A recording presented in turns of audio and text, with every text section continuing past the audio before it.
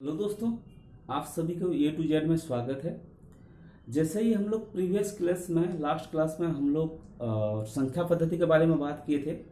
संख्या पद्धति के बारे में हम लोग तीन कवर किए थे: प्राकृतिक संख्या, पूर्ण संख्या और अभाज्य संख्या। ये तीन संख्या के बारे में हम लोग बात किए थे। आज हम लोग और कुछ संख्या के बारे में बात करेंगे और आज हम लोग संख्या पद्धति को कंप्लीट कर लेंगे। सबसे पहले जो लास्ट क्लास में हम लोग तीन संख्या के बारे में बात किए थे, आज उस तीन संख्या के बारे में हम लोग थोड़ा सा उसको रिव्यू कर लेते हैं। उसका कुछ क्वेश्चन हमारे सामने है, उस क्वेश्चन को हम लोग सॉल्व कर लेते हैं। सॉल्व करने के बाद फिर हम लोग आगे बढ़ते हैं। सबसे पहला क्वेश्चन जो है आपके सामने है, एक अभाज्य संख्या के कितने गुणनखंड होते हैं।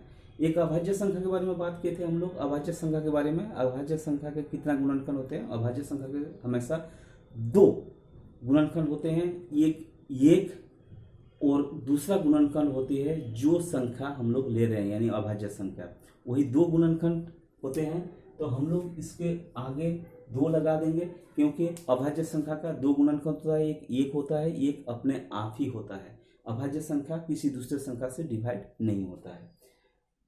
दूसरा क्वेश्चन के बारे में हम लोग जाएंगे। लिखा हुआ है 11 से 20 तक कितने रूट संख्या हैं। रूट संख्या का मतलब होता है अभाज्य संख्या, ये ध्यान रखना है। रूट संख्या का मतलब होता है अभाज्य संख्या। तो रूट संख्या कितना है 11 से लेकर 20 तक हम लोग देखेंगे।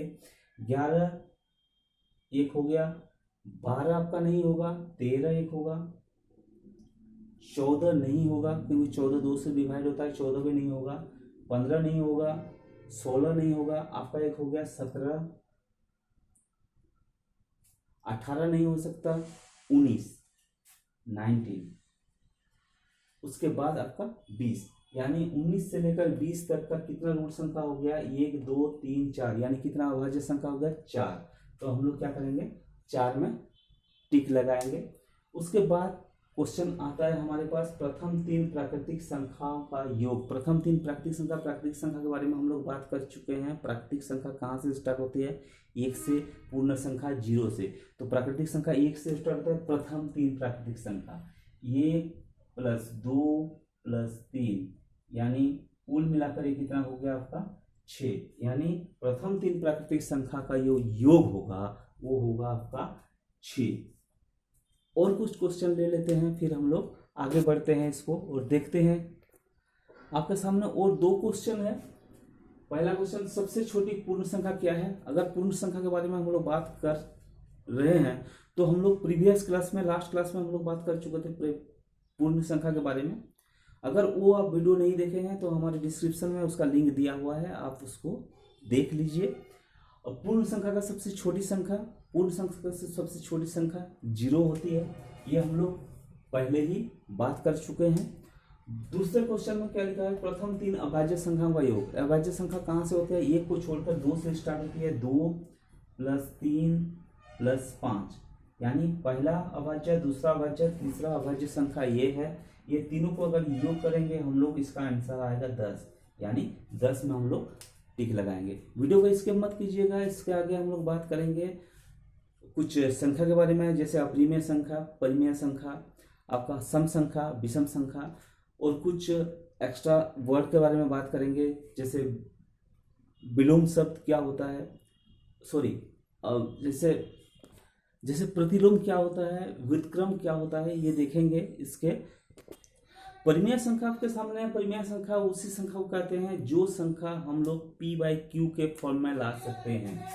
जो संख्या को हम लोग p/q के फॉर्म में लिख सकते हैं उसी को हम लोग परिमेय संख्या कहते हैं। चाहे वो माइनस में हो, चाहे प्लस में हो, कोई भी संख्या हो जिसे हम लोग p/q के फॉर्म में लिख सकते हैं, उसको परिमेय संख्या कहते हैं।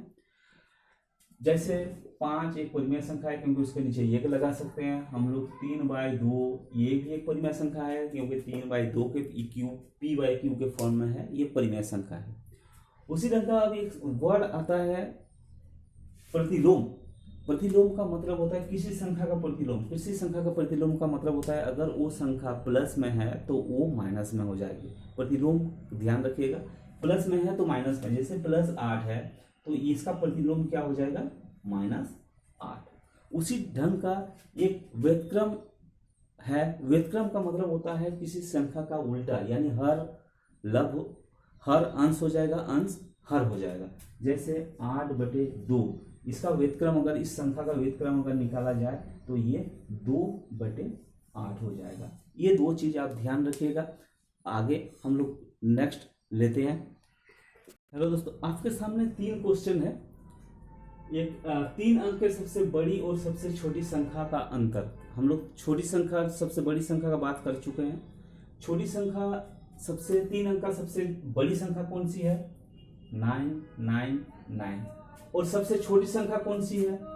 100। और इसका क्या बोल रहा है? अंतर निकालना है, यानी डिफरेंस निकालना है। डिफरेंस कितना हो जाएगा? 998। यानी हमारा आंसर क्या होगा? 899। इनमें से 8999 ये है, तो इसमें टिक लगाएंगे हम लोग। उसी प्रकार दूसरा क्वेश्चन में क्या लिखा हुआ है? ये एक संख्या दिया है, 3 के स्थानीय मान और तथा अंकित मान का अंतर। स्थानीय मान और अंकित मान भी हम लोग कर चुके हैं। स्थानीय मान अंकित मान का क्या है? 3 का स्थानीय मान क्या होगा? 3 का स्थानीय मान होगा 3 किस स्थान में है? 1 2 3 4 5, यानी 1 2 3 4 ये हो जाएगा स्थानीय मान। और इसका अंकित मान क्या होगा? अंकित मान जो मान लिखा जाता है, क्या लिखा हुआ है? 3 लिखा हुआ है, तो 3 इसका अंकित मान हो गया। और इसका क्या बोल रहा है कि अंतर बोल रहा है। अंतर करने के लिए हम लोग क्या करेंगे? इसको माइनस कर देंगे। ये हो जाएगा हमारा 29997। ये हो जाएगा हमारा इसका अंकित मान का अंतर। तो ये दूसरे वाला में हम लोग लगाएंगे इसको टिक। ठीक है। उसी प्रकार तीसरा क्वेश्चन जो दिया हुआ है, किसी संख्या अपने व्युत्क्रम से गुणा करने पर प्राप्त संख्या होगा। जो संख्या अपने व्युत्क्रम से गुणा होता है, व्युत्क्रम का मतलब हम लोग बताए थे, किसी संख्या का हर अंश हो जाएगा, अंश हर हो जाएगा। मान लीजिए कि एक संख्या लेते हैं 2/3, इसका व्युत्क्रम क्या हो जाएगा? इसका व्युत्क्रम का मतलब होता है इसका उल्टा।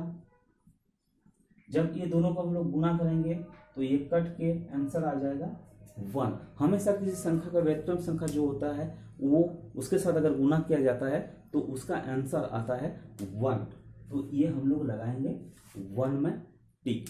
दोस्तों, अगर हमारा इस वीडियो अच्छा लगा हो, अगर आपके लिए कुछ हेल्प कर रही हो, तो आप जरूर कमेंट बॉक्स में कमेंट कीजिएगा और लाइक करना ना भूलेगा। Thank you very much.